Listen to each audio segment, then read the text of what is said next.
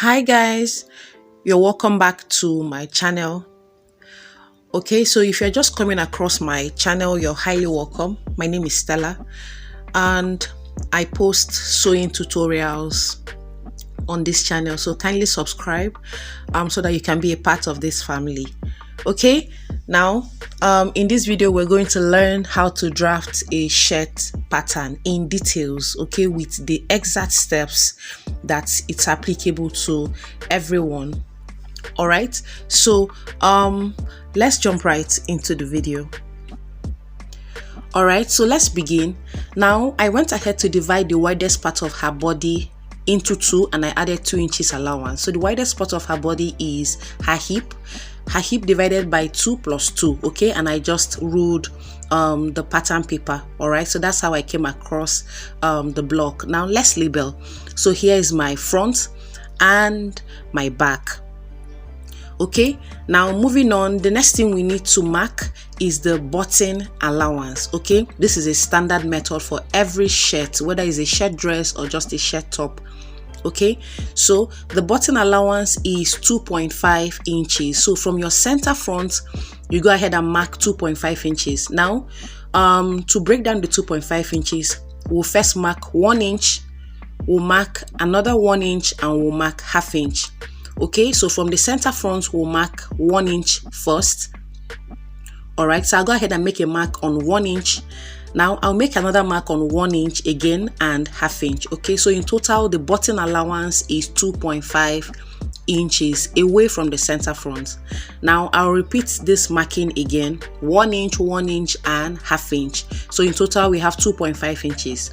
Now I'll proceed to extend these lines all the way down to the hem of the pattern. All right, so I'm connecting the first 1 inch using a straight line. Now I'll go ahead and connect the second 1 inch using a straight line as well. All right, so in pattern drafting is advisable to draw, okay, or to mark with your pencil first before you highlight. Now I'll proceed to connect the ½ inch. Okay, so we have 3 lines away from the center front. We have the first 1 inch, the second 1 inch, and the ½ inch. Now I will extend these lines all the way to the hem, so we don't need this other space that I'm striking out. Now we're only making use of 1, 2, and 3, okay, which is simply 1 inch, 1 inch, and ½ inch. All right, and that's it. I have cut off the excess pattern paper.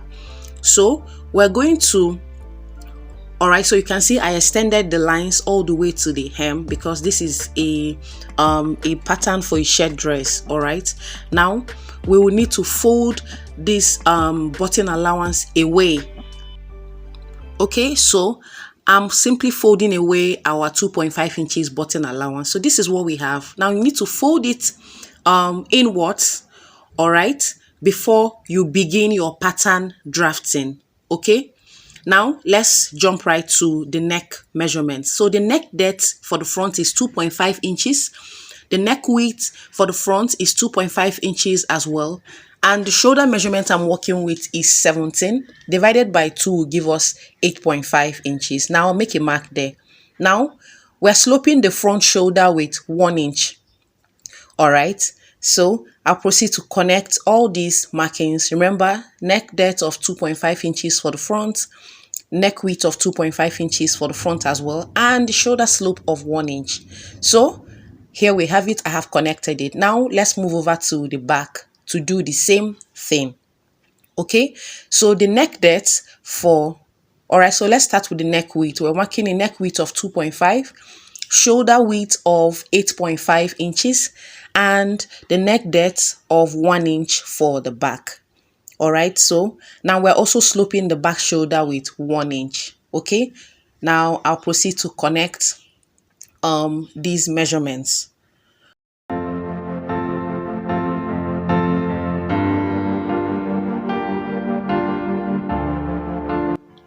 All right, and this is what we have for the back. Now let's proceed to mark our chest line. So to get your chest line, we're simply going to do her bust round divided by 6 plus 1. Okay, Remember that this is a shirt, so you don't want your armhole very deep. And we're working with a bust round of 43. 43 inches divided by 6 plus 1 will give us 8.1 inches. Now we'll go ahead and add the 1 inch back slope, all right, and that will give us 9.1 inches. And I'll proceed to mark it from the front block to the back, because the chest line will need to run across the front and the back block. All right, and here we have it. Now on the chest line that we just marked, you will need to go ahead and mark your shoulder measurement divided by 2 again. So we're working with a shoulder measurement of 8.5 inches. All right, so I just marked that on the front chest line. Now I'll proceed to connect it to the shoulder, okay, to the shoulder slope. Now we're doing the same thing on the back. So on the back chest line, I'll go ahead and mark her shoulder measurement divided by 2, and I'll use a broken line to connect this to the shoulder slope, because we don't actually make use of this line. Okay, so this is what we have. Now we'll proceed to mark all the vertical measurements. All right, so from the starting point, pay attention to where my tape is. I'm marking down to her waist length of 18.5 inches. All right, and her hip length is 28 inches. Okay, now the dress length is 47 inches. All right, so my client is really tall, very tall. Okay, so now I'll repeat these markings on the center front. So I'll mark her waist length of 18.5 inches, hip length of 28 inches, and the dress length of 47 inches.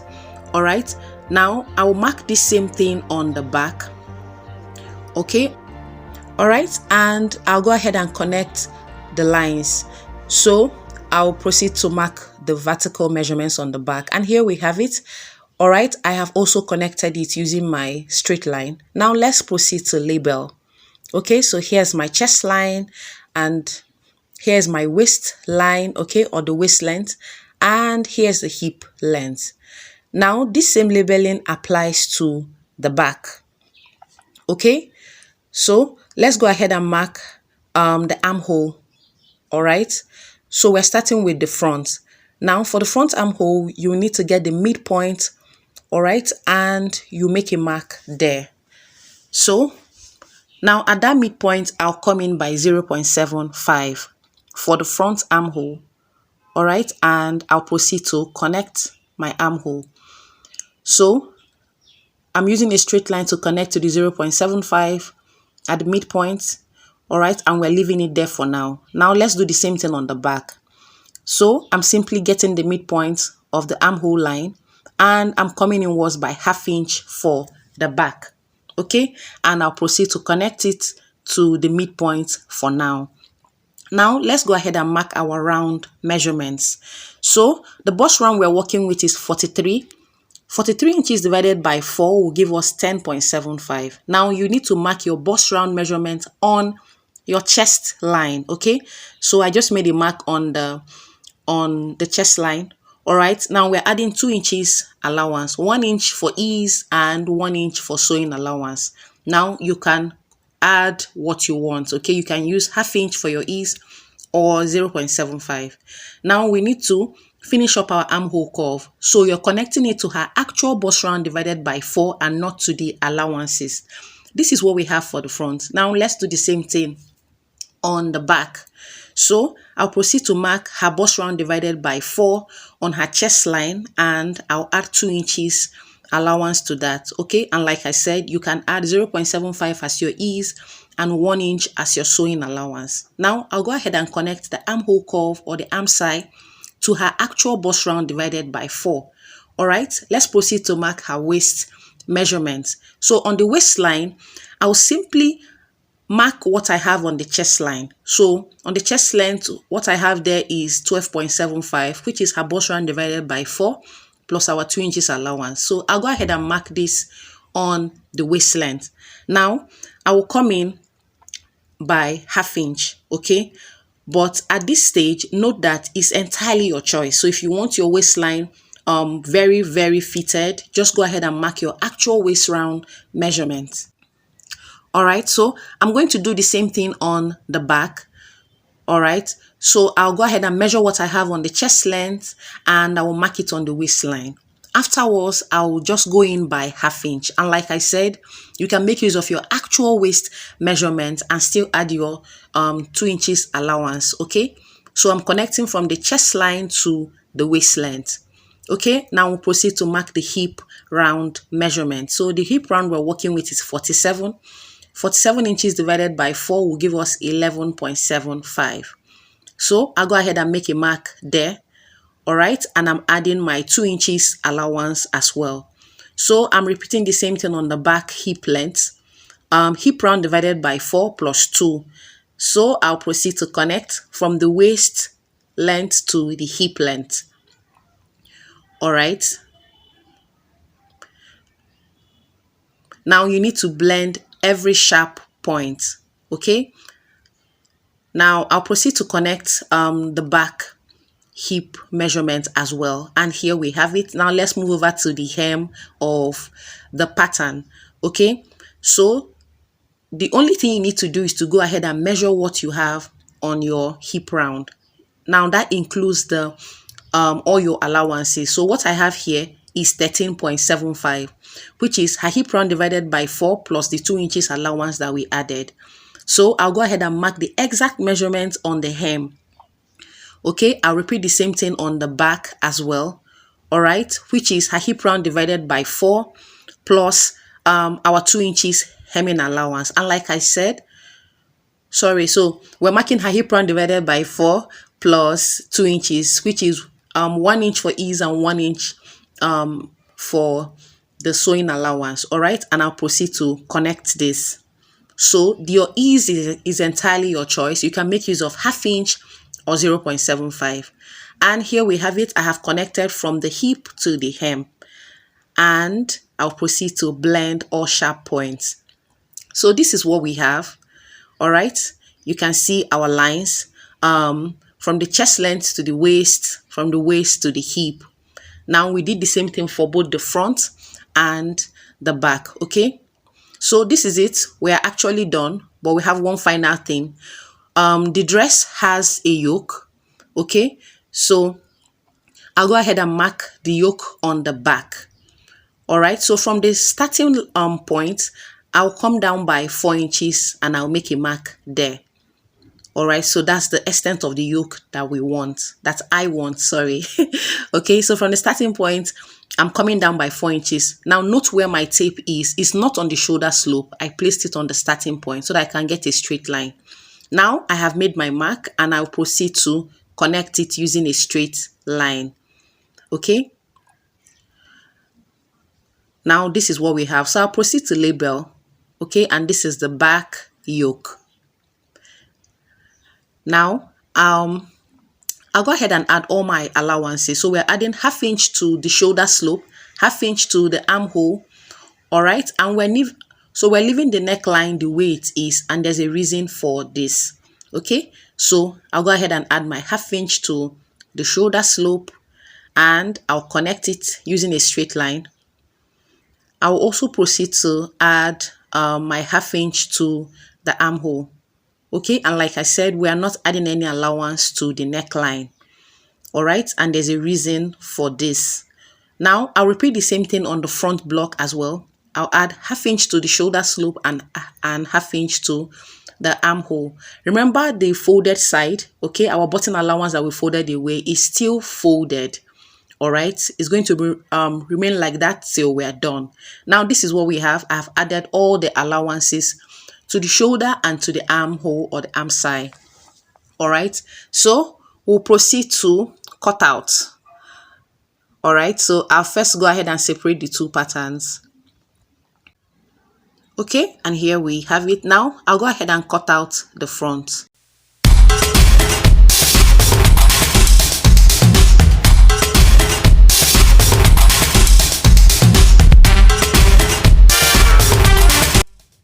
Okay, and this is what we have. Now I'll proceed to cut out the back.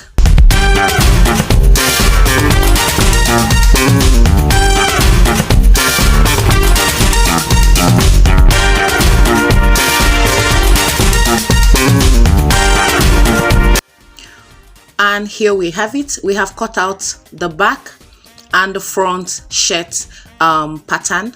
All right, so you can see our button allowance is still there. All right, so I'll proceed to transfer this to the fabric the way it is. Now pay attention to the shape of the neckline. It's very correct. All right, now we have one final thing to do to the back. Okay, so I'll keep the front aside and we're going to alter the back just a little. Okay, so we're going to proceed to cut out the back yoke. All right, so I'll go ahead and just cut this out. Now I'll get another plain pattern paper and we're going to transfer this yoke, all right, to the new pattern paper.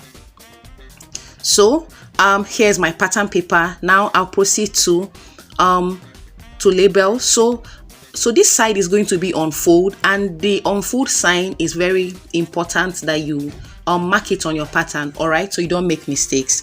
So I have the pattern paper pinned.